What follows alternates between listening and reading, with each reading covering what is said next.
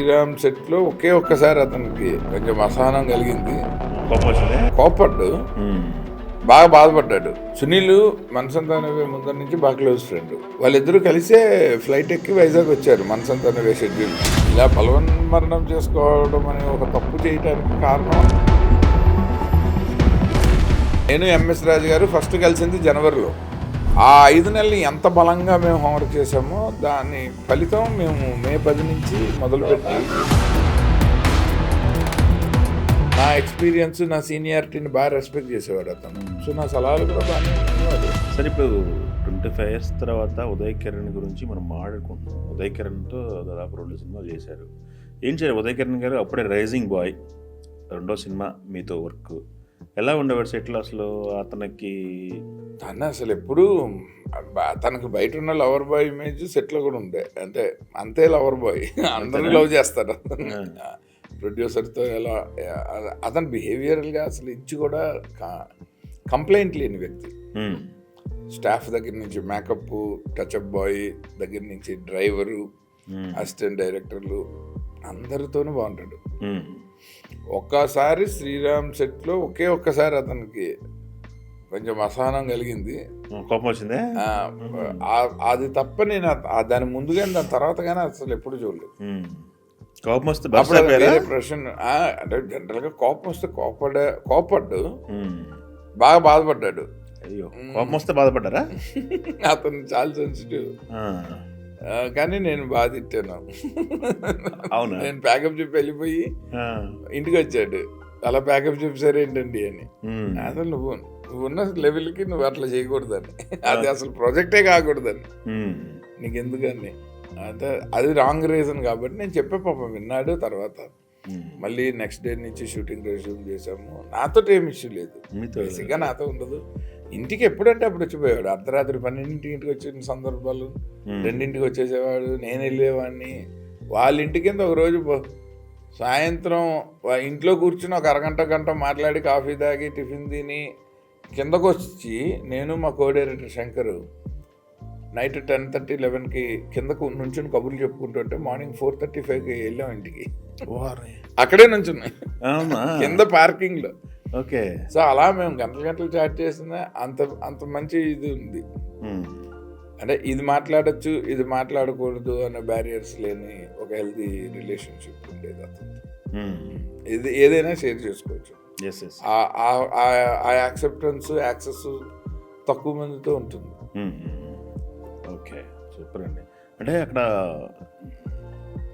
2వ cinema padding పెద్దది. ఇప్పుడు మన చంద్రమోహన్ గారు, దానికి బర్నయ్ గారు, సునీల్, తన 3వ సినిమా. ఇట్లా ప్యాడింగ్, పెద్ద ప్యాడింగ్. లొకేషన్లో అందరూ ఎలా ఉండేవాళ్ళు? సునీల్ చూస్తే అప్పటికి రైజింగ్, మళ్ళీ చిత్రం దగ్గర నుంచి కాంబినేషన్ ఉంది వాళ్ళది. సునీల్ మనసంతానవే ముందర నుంచి బాగా క్లోజ్ ఫ్రెండ్. మీకా? నాకు. మీకు. ఉదయ్కేమో నువ్వు నేనులో అప్పుడే పరిచయం. వాళ్ళిద్దరూ కలిసే ఫ్లైట్ ఎక్కి వైజాగ్ వచ్చారు మనసంతానవే షెడ్యూల్కి, second schedule. Okay okay okay. ఇక్కడ రాత్రంతా హరిహర కళాభవన్లో నువ్వు నేను song, annual day celebration song చేసి, గాజువాక పిల్ల ఎండ్లోన యాన్యువల్ డే స్టేడియం, అదే పెద్ద ఇండోర్ ఆడిటోరియం హరిహర కళాభవన్లో, శంకర్ మాస్టర్. ఆ రాత్రి 3 గంటలకి వాళ్ళని వదిలితే పొద్దున్న బేగంపేటకి డైరెక్ట్గా అక్కడి నుంచి వచ్చి నేను వాళ్ళకి ఫ్లైట్ టికెట్ వేసాను. షూటింగ్ కోసం ఫ్లైట్ ఎక్కిన మొదటి సినిమా అదే. నేను ఎంఎస్ రాజు గారు ఫస్ట్ కలిసింది జనవరిలో. డిసెంబర్లో ఫోన్ కాల్. అప్పుడు ఆయన విజయవాడ, నేను తిరుపతి. నేను శబరిమలకు లేదు రాజమండ్రి వెళ్ళాము. ఆయన పుణ్యక్షేత్రానికే, నేను పుణ్యక్షేత్రానికి వెళ్తూనే మొదటిసారి మాట్లాడుకున్నాం. అయితే వచ్చాక కలుద్దాం అనుకున్నాం. వెళ్ళే ముందు ఎందుకు, దైవ దర్శనంతో కలుద్దాం అనుకున్నాం.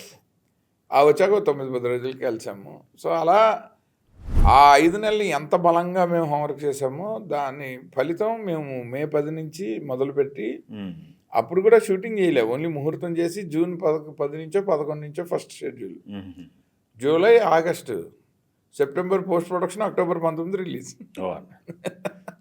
చాలా టైట్లో చేస్తారు అసలు. ఇంకా అండ్ మాకు మీరు అన్నట్టు ఇంత పెద్దవాళ్ళు సెట్లో ఉన్నారన్న టెన్షన్ నాకు లేకపోవటం కారణం ఏంటంటే, సంగీతం గారు, సయ్యద్ మాధవన్ గారు, జయంతి పరాంజీ. వీళ్ళతోటి పెద్ద హీరోలతో చేశాను. సో నాకు అందరు బాగా తెలిసిన వాళ్ళు. అంటే పొద్దున్నే వస్తే చంద్రమోహన్ గారు ఏంటి ఆదిత్య అని భుజం మీద కొట్టి చక్కగా ప్లేట్లో టిఫిన్లో జీడిపప్పు ఉంటే తీసుకుని తిని అంత చనువు ఉన్న ఇంట్లో మనిషిలాగా చూసిన వాళ్ళందరూ. పరుచూరి వెంకటేశ్వర గారు ఇంట్లోనే ఉండేవాడిని, సీతారామ శాస్త్రి గారి ఇంట్లోనే ఉండేవాడిని. వీళ్ళెవరిని చూస్తే నాకు భయం ఎందుకు ఉంటుంది? ఇంకా అన్ని రకాలుగా అందరూ తెలిసిన వాళ్ళు కానీ నాకు భయం లేదు. ఉదయ్ కిరణ్ నా చాయిసే. మేమిద్దరం చిత్రం నుంచి నా మొదటి సినిమా నువ్వే చేయాలరా అంటుండేవాడిని. లవ్ స్టోరీ చేస్తాను, నువ్వే హీరో, ప్రొడ్యూసర్ ఎవరైనా పర్లేదు. చిత్రం ముందు నుంచి చిత్రం రిలీజ్ రోజే పరిచయం నాకు. కలిసి చూసాం మార్నింగ్ షో.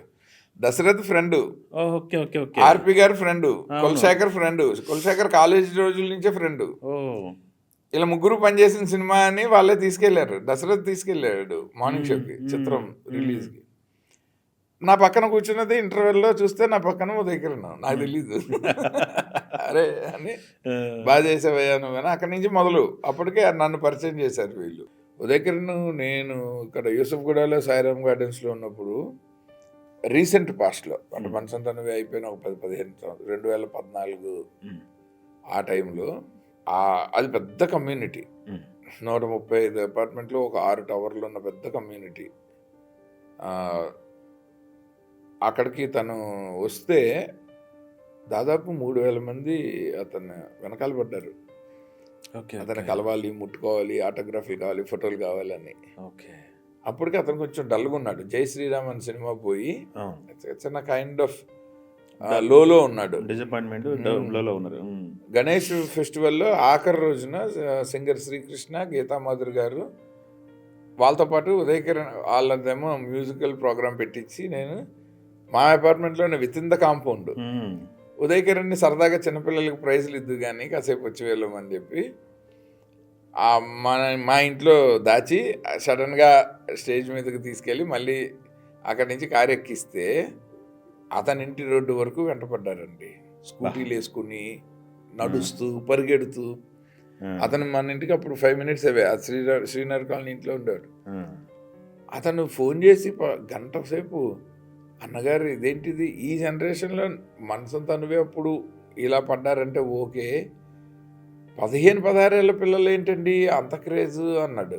నువ్వు నీ సినిమాల హిట్ ఫెయిల్యూర్ని బట్టి నిన్ను అసెస్ చేసుకోకూడదు. ఎందుకంటే నువ్వు ఆడియన్స్లో ఉన్నావు, ఇండస్ట్రీలో ఎట్లా ఉన్నావు అన్నది నీ చాయిస్. వాళ్ళు నిన్ను ఏ కథలో యాక్సెప్ట్ చేస్తారన్నది నువ్వు చేసుకుంటూ వెళ్తే కానీ ఎవరికీ తెలీదు.